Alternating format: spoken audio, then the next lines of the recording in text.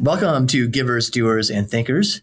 Today we talk to Matthew Crawford about the rise of the Humanitarian Party and what it means for civil society and self-governance. Let's go.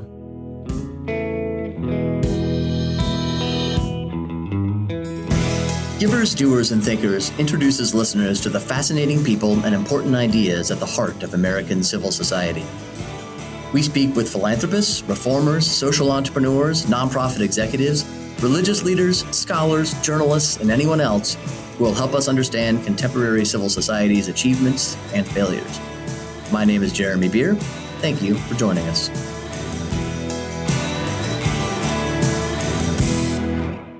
Thank you for joining us for another episode of Givers, Doers, and Thinkers. Today is February 20th, 2024. I am very pleased to be speaking to you from beautiful Phoenix, Arizona, where spring is now in the air, and genuinely honored to have as our guest today one of the most brilliant writers working today in Matthew Crawford, who comes to us from San Jose, California. I don't know if he would accept this way of putting it, but I would say that Matthew Crawford burst onto the scene in 2009 with his book, Shop Class as Soulcraft, An Inquiry into the Value of Work. That book was named one of the top 10 books of the year by Publishers Weekly. He followed that up in 2016 with The World Beyond Your Head on becoming an individual in an age of distraction. And most recently with his book, Why We Drive, Toward a Philosophy of the Open Road. Matt has also written a number of highly penetrating essays and articles, including one on which we will focus a good deal of our conversation today. It's called The Workings of the Party State, published last year in American Affairs. We're also going to talk about Why We Drive and some other things as well. Matthew Crawford, welcome. Thanks, Jeremy. It's a pleasure to have you here. So we'll just jump into it. I think about you basically every time I see one of Google's self-driving cars here in Phoenix, which is fairly often. This was like a test metro area, apparently. And now they are actively giving rides to people and stuff. So that's definitely one of the topics I want to discuss with you today. But I thought we would work backwards, starting with a thesis you put forward in that article I just mentioned, The Workings of the Party State, and then talking a bit about why we drive, the reaction to COVID, the importance of working with your hands, and what it all reveals about the logic and the structure of the regime. Maybe that's a word I'll ask you to unpack a little bit, the regime in which we live today. So, sound good? Yeah, let's do it. All right. So, this article, which came out, was it last fall 2023, I think? Let's see. Yep, that's right. Yeah. You started with a brief, but I think profound observation about sovereignty. That is about who has the authority to decide in today's world, and about how sovereignty has migrated away from government. Obviously, naturally, we maybe not naturally, but conventionally, we associate sovereignty with government. It is the government, ultimately the state, that has the authority to decide. And that is not so much the case anymore, you argue. What do you mean by that? And where does sovereignty lie today? Yeah. Well, according to the kind of classic theory of liberal democracy, sovereignty actually lies with the people. And so the government is sort of made up by representatives of the people who act on their behalf. But yeah, so because, we have this big, it's not a little ancient polis, it's a huge sprawling society. So we have to delegate in this way to representatives and they decide. But I think there has been a migration of sovereignty away from representative bodies, away from parliamentary bodies, toward an entity that's a little hard to characterize, but it's sort of made up of entities, things like corporations, foundations, media, universities, NGOs, that kind of coalesce into something like a party. In other words, the question is how do all these entities coordinate to get things done? And how are they gathered to a shared political vision? And I guess we're going to talk about that a little bit. Yeah. And it's in other words, though, these entities no longer, it seems like they no longer, in order to exercise power, authority, no longer have to work through the state so much, or that you have to sort of appeal to the people because the people, to put representatives in power who will give them what they want, but are able to exercise power sort of independently of the state. Is that? Yeah, I mean, we saw during COVID a really striking example of an extension of expert jurisdiction over every domain of life, really. And that did not proceed by somebody passing laws anywhere. Mm-hmm. It was, again, this kind of parastate that managed to kind of get all of its ducks, what's the right metaphor, herding cats into going all in the same direction. And it was somewhat terrifying, I thought, just how kind of coordinated it all seemed without any mechanism of sort of popular referendum on what was going on. And one just kind of sensed where, right opinion lies. So if you want to be a member in good standing of the, the right thinking class of prestige opinion, you knew what you had to think. But again, that's this was a real exercise of political power that was in no way accountable to sort of democratic pressures, which, of course, such democratic pressures where they were being heard were reviled as populism, which is now characterized as a threat to democracy. Yeah, that's an interesting move, isn't it? We could talk about the different ways to view populism. That is a sort of way to diminish the status of the voice of the people, the vox populi, for lack of a better term, is to kind of sort of throw a label like that on it. What happened? And I'm sort of riffing now on this conversation. Why does it seem like there is the party state, as you put it, is more monolithic now in its perspective than it was maybe a generation ago? Or is that a false view? No, that's a big question, and I don't have a pithy or even answer that I'm very confident in. But I think it has something to do with the formation of our elites in. They come up through institutions, these gatekeeping institutions, universities primarily, where there does seem to be a kind of hegemonic set of opinions and principles that one has to get on board with in order to be a member in good standing of the professional managerial class. And I think a growing intolerance of dissent from the program. So, and this gets to the question we were just considering of how these various non-governmental entities that make up the kind of shadow government, if you want to get conspiratorial, how they coordinate. And I think you don't have to posit the backroom, smoke-filled room, conspiracy type thing. It's more a matter of signaling to one another based on a shared idiom and shared set of commitments. Well, so you write that one way to sort of characterize that shared commitment is to call this new state-like entity, you might call it the Humanitarian Party, and that's with a capital H and a capital P in your piece. And you write, and I'll quote, expands its dominion on two fronts, the woke revolution, that's number one, and the colonization of ordinary life by technical expertise. That's the end of the quote.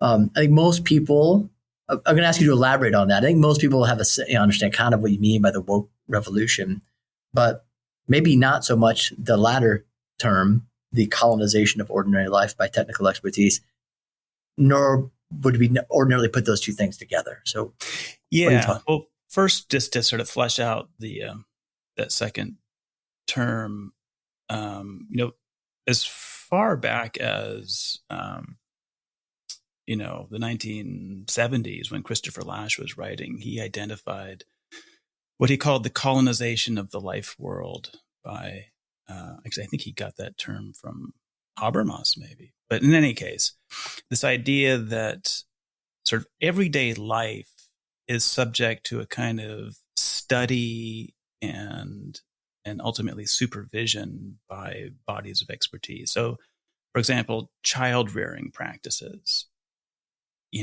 One has to. You feel incumbent on you to sort of learn what the experts say about how you should raise your children. The home economics was something that grew up, I guess, in the late 19th century. This idea that just the ordinary practices of keeping house were to be an object of study and optimization. Sex education in schools, this is another area. So on sort of so many fronts, there's this sense that common sense is inadequate and one needs to kind of defer to expert bodies. So how does that have anything to do with the woke revolution? They appear unrelated, but I think they share an underlying logic. Both displace and delegitimize common sense and common practices. On both fronts, the legitimacy of this ruling entity rests on an anthropology that posits a particular kind of self. It's a vulnerable one, which the governing entity then positions itself to protect. Both, the woke business and the sort of expertise business expand the reach of managerial authority. They generate new bureaucratic constituencies and disqualify common sense as a guide to reality. And I think also on both fronts, this governing entity expands through claims of special knowledge, whether it's public health or the DEI sort of cadres that now sit astride every institution. In both cases, the key seems to be that, if I understand you correctly, you can't trust your lying eyes. Yeah. Everybody needs to sort of be educated out of what is commonly believed or has been handed down to us by tradition or what are considered to be traditional authorities, what are almost like labeled as such, including the family itself, right? Right, exactly. In both cases, experts need to re-educate us into understanding how things really are or ought to be. It's interesting that you called this the Humanitarian Party, and that's the part I want to concentrate on next. Compassion, you talk about, is a weapon here. Compassion, or at least we should say the claim of compassion, not necessarily the genuine article. Maybe you could explain to us, how is it used to augment social or institutional power? Why do we see that dynamic today in today's world in ways we haven't before? Yeah, so we identify classes of people who need special protection. It may be sexual or racial minorities. It might be the immunocompromised, climate refugees, etc. And so these are kind of adopted as clients, and they kind of serve as mascots for various programs of social control that are powered by this ideal of compassion, which may be entirely sincere. But the thing to notice is that this transfers power to a kind of new class of social managers and really political rent seekers. So there's a kind of subterranean class war.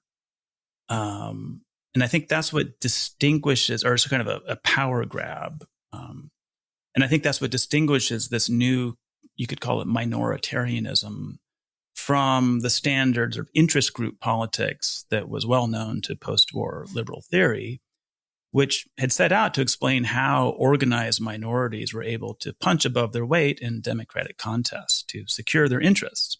It's pretty straightforward. But in this new world we're talking about, it's not that these groups are acting on their own behalf to secure their interests. Rather, they're used by others as emblems of this kind of tendency to harm that somehow emanates from the majority. In fact, in some cases, it would seem that the group does not know it exists until it has been called into being by the Humanitarian Party. Is that fair to say? Yeah, I think so. And there are also mechanisms. At least not in its fullness, Yeah, and there are mechanisms for sort of eliciting groups into existence. So, for example, the Americans with Disabilities Act, it's built up by analogy with previous civil rights legislation. So, if you have a disability, it's construed as an oppositional identity. Because the way you get remedies is through torts, right? It's you have to claim that there's been some harm. So, yeah. So, for example, recently, long COVID, some small subset of people have this, and under disabilities law, they've kind of been nudged into conceiving this as an oppositional identity, like a civil rights identity, and become a protected class. Right. So this is this kind of logic whereby some kind of vulnerability is identified and becomes the basis for like a special dispensation, which creates an opportunity for there to be a kind of class of professional rent seekers on their behalf. And you see this everywhere. It's a dynamic that in principle seems not to have an end, that can sort of continue more or less forever. Am I right? Yeah. And the thing about that is that you always have to conjure some kind of moral emergency to sort of, to whip up, initiative on their behalf. And this explains why we see so many moral emergencies now. Yeah, it's constant. It's literally constant. Whether it's white supremacy or COVID. I mean, do we see this on both left and right? If I could just is there a way to see someone like Trump as essentially sort of creating a victim class of sort of white working class types and adopting them as his client? Yeah, I think that Trump has kind of managed to extend this cultural logic of victimhood to the majority. And it's in a sense, it's maybe it was inevitable if you're going to have a kind of racialized spoils system in law and policy. Well, then eventually you're going to get the majority feeling displaced and see themselves in this way. Eventually, everybody comes to see the advantages of allowing oneself to be seen as a victim. The downside is you have to give away power to some sort of overseer, so to speak, sort of a patron class, I guess. But yeah. So what's lost in all of this is the very idea of self-government and the idea of citizenship as opposed to victimhood. Citizenship being a kind of state of responsibility and kind of agency. Yeah. And absolutely central to the sort of concept of this podcast, a civil society, right? Citizenship. Citizens are who populate civil society in their private voluntary actions, taking responsibility for pursuing certain goods that are not otherwise pursuable through business activities or the state.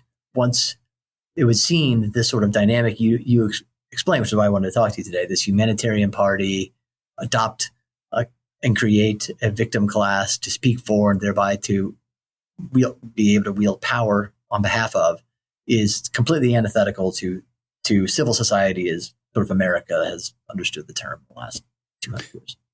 Yeah, I think it kind of encourages a certain passivity and dependence that happens to line up pretty well with the progress of technology. Also seems to lead us ever further into passivity and dependence, and the idea of sort of taking things in hand for yourself is reconstrued as something inconvenient, or wouldn't you rather be free to do something else? And if you follow that logic far enough, I think the whole world becomes like one big assisted living facility. Just let everything be done for you. Which brings us to driverless cars. But it does bring us to driverless cars. So actually, I'm going to go right to that. I'm going to go to a break. We're going to come back. And let's just go right to driverless cars because it's a very interesting topic of conversation. We will be right back with author Matthew Crawford. Hi, this is Joe Gorecht, the director of the Center for Civil Society. The Center for Civil Society, also known as C4CS, is proud to produce the Givers, Doers, and Thinkers podcast. At C4CS, our mission is to strengthen civil society. We do this by conducting programs and activities that increase the knowledge and efficacy of America's nonprofit organizations, charitable foundations, and individual donors. We offer classes, webinars, conferences, and more to help your organization have a bigger impact. If you'd like to learn more about the Center for Civil Society and our programs, please visit us online at centerforcivilsociety.org. Thank you for listening to the GDT podcast. All right, we are back with Matthew Crawford, author of Why We Drive, Toward a Philosophy of the Open Road, among other books, most famously, perhaps, Shop Class Soulcraft. And we've been talking about his article, The Workings of the Party State. Now we're going to talk about self-driving cars for a bit. We were just talking about this encouragement to do less and less for ourselves. And so, as you just very memorably put it, so the whole world will become an assisted living facility not too far from now. Talk about this phenomenon of driverless cars. Was it driverless cars and the prospect thereof that made you want to pursue a philosophy of driving? Or did you want to kind of dive into the philosophy of driving first? Well, I've always been an enthusiast of driving. And I tend to like sort of light, primitive, cars from the 60s or whatever. And then I've also, professionally worked as a mechanic, and also have had this 10-year project of building essentially a homemade car. You should tell people that. Well, my first car that I got when I was 15 was a 63 VW Bug, and I proceeded to hop it up. Well, starting from 40 horsepower, if you go to 60, like, ooh, you can have, be sideways at 20 miles an hour and feel like a superhero. And I worked at a Porsche shop. Anyway, so yeah, now in middle-aged, I finally had the money to build the car that I had sort of lusted after as a teenager, but couldn't afford. And it's pretty over the top. It's got crazy horsepower and everything else.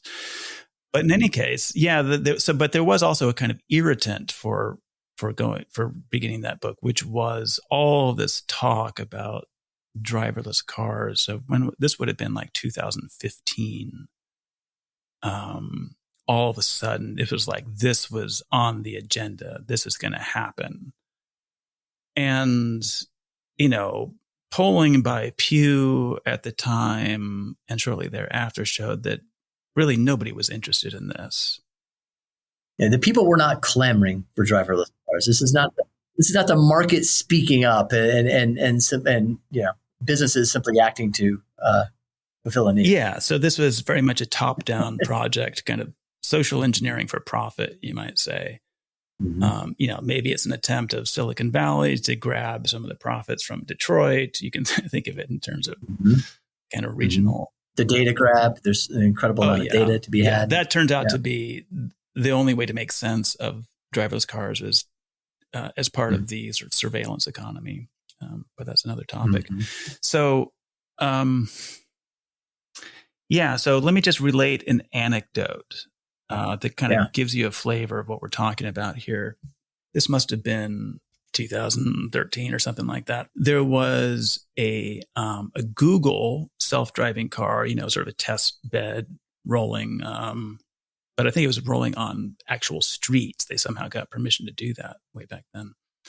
And so it came to a 4-way stop intersection, and it came to a complete stop and waited for the other cars to do the same before going through, because apparently that's the rule it was taught. But of course, that's not what people do. And so the car got completely paralyzed and sort of melted down.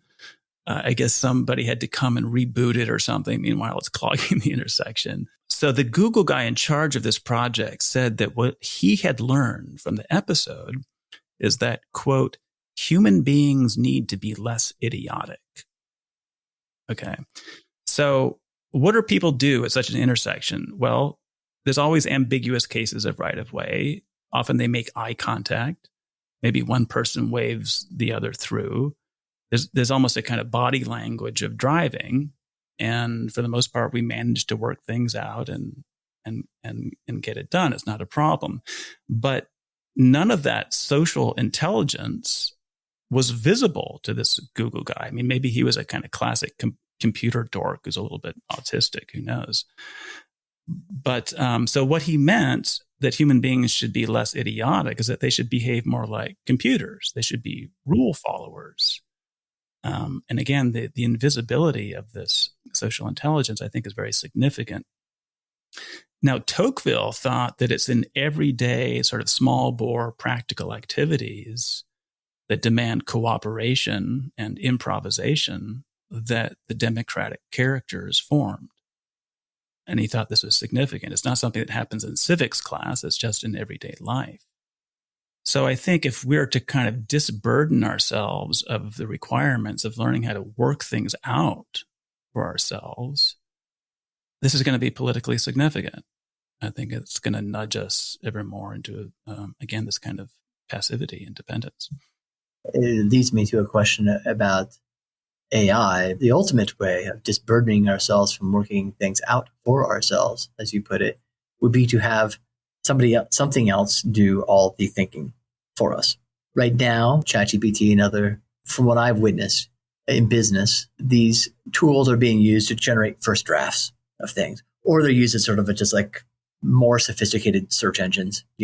Tell me this, you tell me that, but often used to generate drafts of documents, employee handbooks, training modules, things like that. And then, you got to go in there. You got to look it over, and it'll be some things you need to correct. It seems to me we're not too far out from sort of things just talking to themselves. It's obviously it's drawing from what's already out there. It doesn't do any real thinking itself, and it comes in, and then you spit that out, and some AI takes it on the other end. There's a sort of a complete elimination of the human. It would seem to be fearsomely on the horizon. Is that overstated?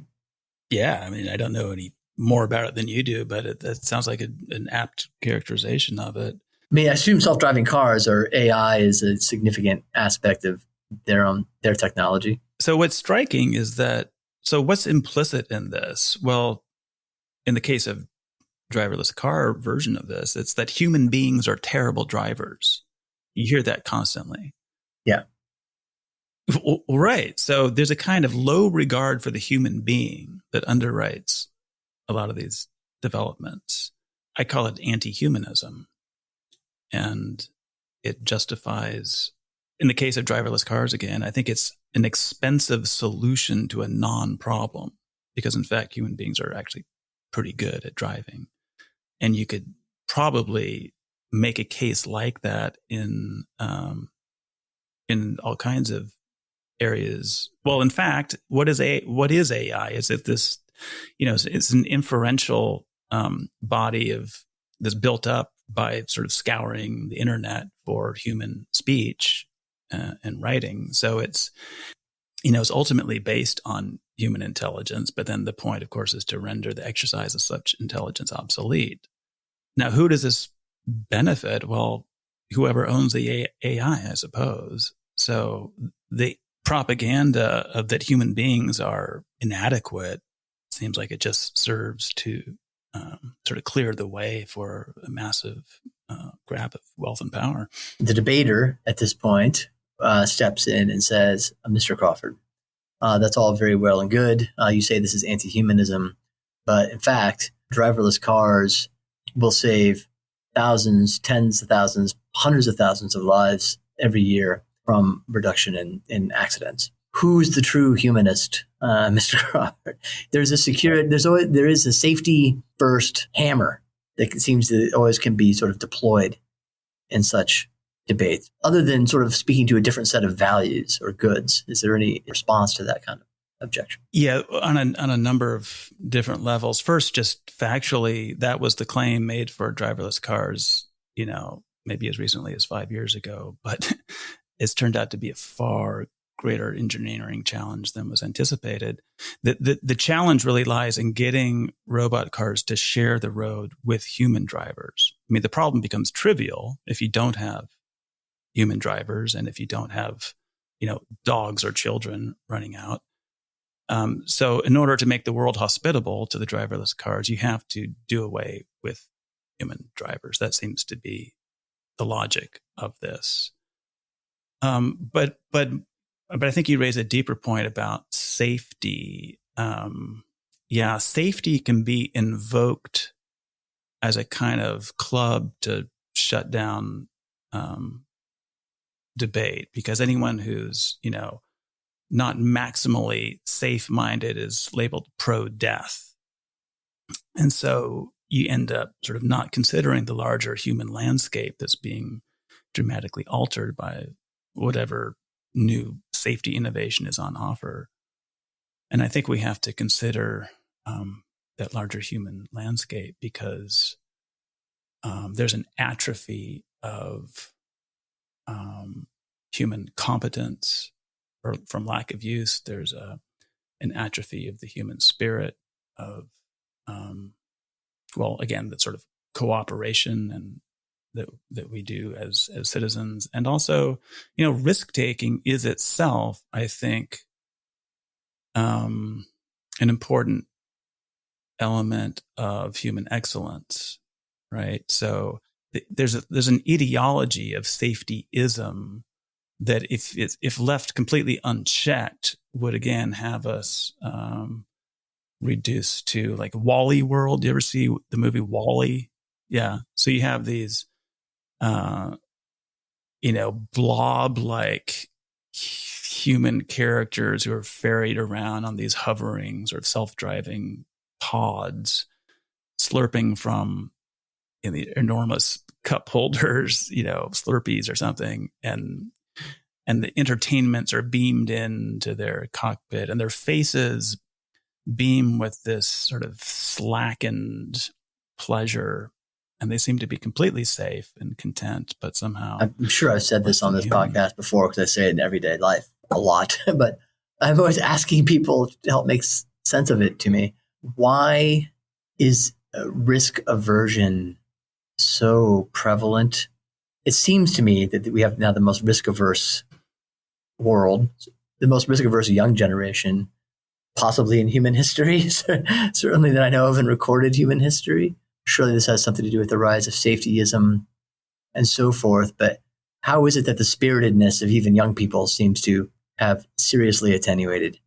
I think that's something that nobody really would have predicted 30 years ago. Well, this probably ties into what we were talking about at the beginning, namely that we have a political establishment that kind of feeds on the attribution of vulnerability to everybody, right? So to take the COVID example again, there was a very steep age-based gradient of risk for COVID that had to be, the knowledge of which, we knew this pretty early in the pandemic, but it had to be suppressed so as to characterize the whole population as one big vulnerable population with, very concrete harms to children, from not being in school. On every front, it seems like we're encouraged to think of ourselves this way. There's like a construction of a kind of new modern subject who regards himself as vulnerable. Yeah.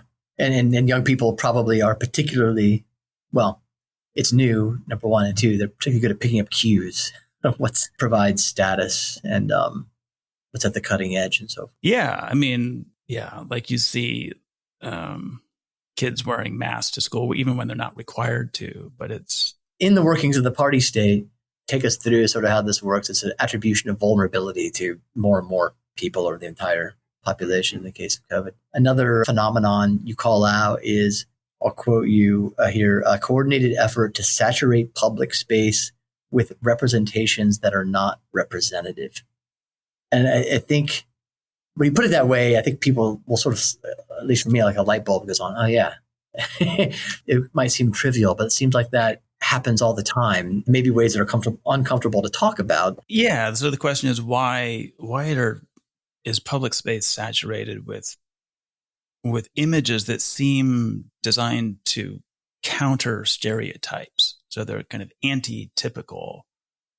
And why are so-called underrepresented groups, so overrepresented in depictions of social reality. So, in advertising, you see a lot of this. So it might be, it's usually something abnormal that's presented as an idol. It might be a picture of someone who's gender atypical that you feel subtly enjoined to affirm because he or she appears in association with some prestigious brand.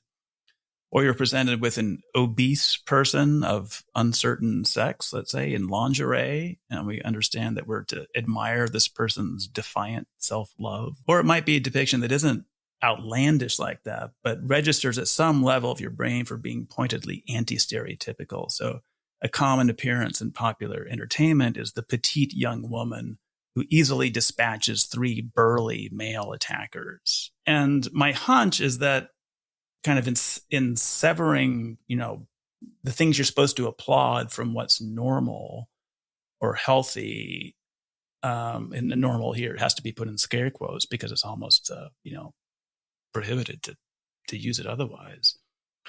There's some kind of deep political conditioning that's happening here. And it works in tandem with this colonization of the life world by expertise that we talked about, and the disqualification of common sense as morally and epistemically suspect. Namely, that all this has a disorienting effect. I think people lose confidence in their own intuitions and maybe even your sense of reality. And I think this erodes self-confidence as well, which is the assertive basis of self-government. So maybe these are kind of the psychic preconditions that give the party latitude to kind of delimit the influence of representative bodies in the parliamentary sense, and transfer power to itself. Yeah, the general sort of thread here is a sort of delegitimization of self-governance, or just an attack on self-governance as a and I think a worthy goal. Well, on our sort of everyday moral intuitions and the things that are attractive or repellent to us need to be troubled, as they say. So for example, Sports Illustrated put a transgender person on the cover of their annual swimsuit issue. Right. So it's like, you can't, here's a, demographic readers of Sports Illustrated that's maybe especially problematic and needs to be subject to a bit of political therapy in this way. Yeah. Yeah, that's definitely a change from a generation ago. Just a couple of questions. You're not a religious writer, have not been, write much on that topic, but you do conclude this article by quoting with approval Christopher Lasch, who's a writer that's meant a lot to you. He's also meant a lot to me, a historian, but he was also really kind of a social theorist in the last half of the 20th century. The quote is, "Submission to God makes peoples less submissive in everyday life." I think this is part of your thinking through what a solution, not solution is too strong a word, but a response to this, the Humanitarian Party and its kind of power grab might look like. Is that right? As far as I know, there's no indication that Lasch was himself a believer, but just as an historian, this is something he noticed, that religious people seem to be less submissive to kind of secular authority in a way that he found healthy. And that's something I've become more alert to. And so in the background here, I'll just mention that I myself have become a Christian quite recently, and find in the Christian story a basis for asserting the dignity of man. I mean, we are made in the image of God, and that is by itself kind of is emboldening, right? As against the kind of anti-humanism that we've been talking about. And of course, it also, within the Christian framework, suffering has meaning, so that this kind of safetyism and kind of imperative to eliminate every possible source of suffering starts to look a little bit, I don't know, somehow wrong-headed. because of all the unintended consequences that go with it, you have to be willing to accept suffering. I think you also have to be kind of cognizant of our fallen nature. So the kind of this idea that we're infinitely perfectible and plastic kind of leads us into all kinds of totalitarian temptations. So there's any number of fronts on which I think the Christian anthropology, really, the picture of the human being, is a very powerful antidote to sort of tendencies to degradation that we're living through right now. I don't think there could possibly be a better place for us to leave this interview, so I'm going to leave it right there. That was wonderfully put. Matthew Crawford, thank you for joining us today. Yeah, it's been a pleasure, Jeremy. Thanks for having me. Really appreciate your time. You have a website, MatthewBCrawford.com. Actually, that one, it's kind of dead, but I have a Substack that I... much better. Yeah, you have a Substack now. That's right. Yeah, that I hope your listeners will check out. It's called Arcadelia, which you're not going to remember how to spell anyway. But if you just look up Matthew B. Crawford Substack, you'll find it. Okay, very good. Yes, I am a subscriber. You should be too. It's very good. And you can buy, of course, Why We Drive, The World Beyond Your Head, Shop Class of Soulcraft. Anywhere you want to buy your books. As always, I encourage you not to buy them on Amazon. And you're not on Twitter, is that correct? Yeah, I've never done any of the social media stuff. Good for you. Neither am I. Wonderful. Thank you, Matt. Really appreciate it. Yeah, it was a pleasure, Jeremy. Take care. Thank you for joining us for today's episode. If you enjoyed it, we invite you to subscribe and/or rate and review this discussion on Apple, Spotify, or wherever you listen to our podcasts. And have a guest you'd like to hear from? Send your requests to our producer, Katie Janis, at kjanis@amphil.com. That's KJANUS@amphil.com.